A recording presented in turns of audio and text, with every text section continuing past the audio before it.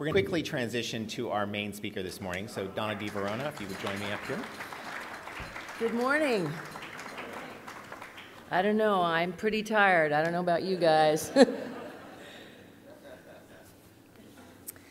Over the past few days, we've heard powerful words such as love, inclusion, sacred, and phrases such as human right, dignity revolution, and finally from our Olympians, pride of being chosen as the best man in a brother's wedding, of getting married, of winning a first medal and an award, of earning a job, of getting a friend, of finding a place in our world.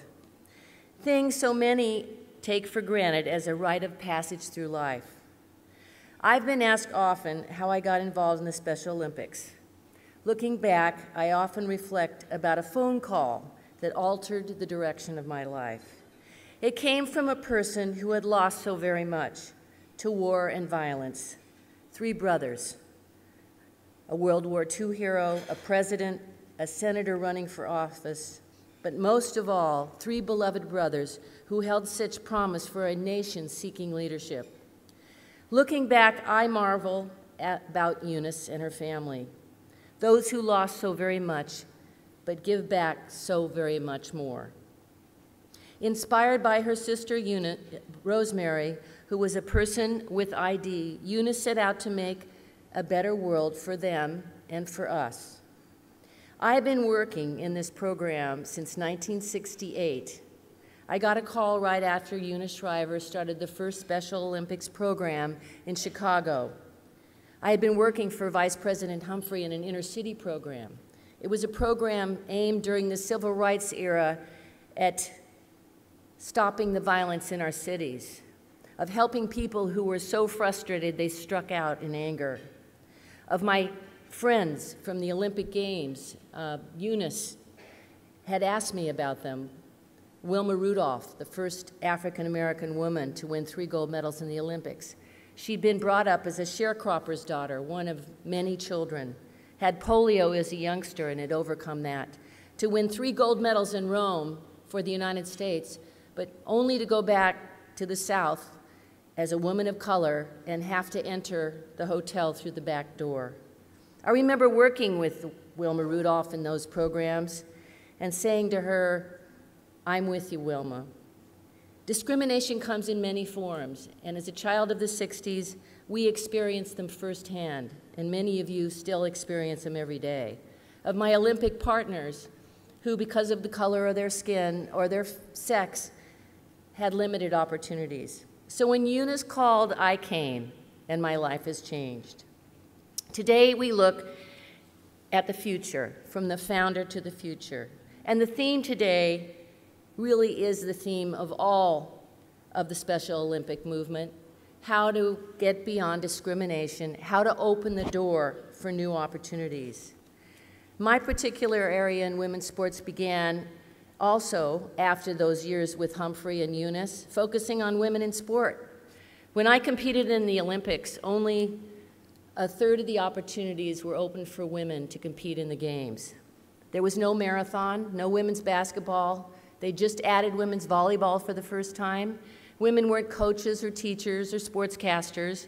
They weren't allowed into our Ivy League institutions for education. You had to beg to get credit to buy things. We didn't have the vision. And as one person says, you have to dream it to achieve it. So we got to work. Today we're going to focus, after our conversation, with the topic, how can language change our lives? We've heard Tim talk about language, the revolution of dignity. We've talked about love. We've talked about acceptance. But without the language of the law, without declarations like the one yesterday with UNICEF, it's very hard to move forward. It's very hard to open the door for all. So when you're in your discussions, it's very important you talk about the language of opening the door, specifically not only for those with ID, but how can we help women transform themselves through this sporting arena, and how do we address that language? In order to go forward, however, I'd like to talk a little bit about the status of where we are, which I think brings good news to the world of the Special Olympics. And can we go to our first slide? In 2007, there were 7,295 athletes in our Winter Olympic Games. Of that, a third of the opportunities were open to women, which reflects basically what has happened in many of the developed countries around the world. Even with language of opportunity, the growth has been steady but slow. As far as team sports are concerned, the disparity is even more descriptive. In basketball, in football especially, the opportunities for women are fewer. Yes, FIFA has opened the door for the first Women's World Cups, which started in China. And I think that that arena has been well publicized and promoted. But when you get down to the grassroots and you get down to the football that's held in the Olympics, you see that the disparity of the number of men involved in team sports versus women. And then we go to handball. Softball has been very active in promoting women in sport. It's 17 to 25%.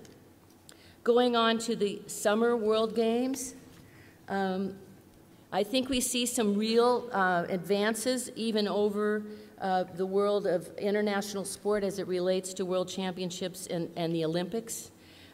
Because the technical officials from the host cities, you have 42% women. 38% of international technical officials from host country are females, and 51% of technical delegates are females. In the Winter Games, Special Olympic World Winter Games, you can see that female participation from 2005 to 2009 increased 28%, so we're on our way. Female athletes increased from 504 to 647. It was the first time there was all-female floor hockey teams from India, Honduras, and Uruguay. Special Olympics Latin America increased from 8 to 58% female athletes. Special Olympics from the Middle East, North Africa increased from none to 7, which opens the door. And this was the first time MENA had brought female athletes to a World Winter Games since the past 3 games. So those are some of the trends we see.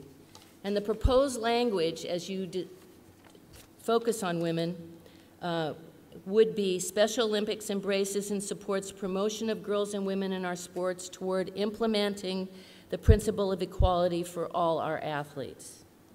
And how to do that is the next step, because language alone we have found within the Olympic movement and even in the United States under Title IX of the Equal Education Amendments Act took a lot of social action.